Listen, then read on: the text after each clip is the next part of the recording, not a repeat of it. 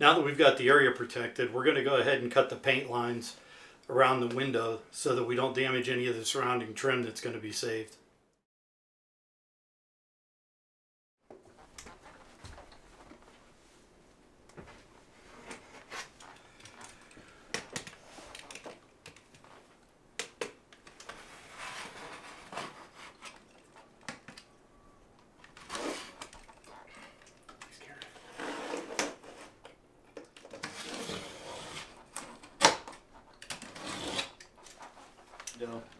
You can see the track screws that are holding the tracks in place on this side.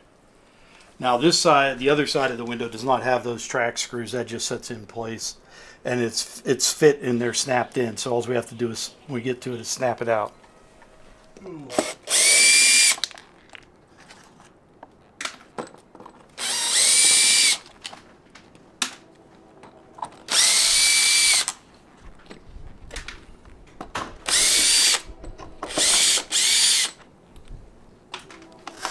Sometimes you have to pry these top sashes down to get them to move a little bit to get to those other track screws. And there's none up there.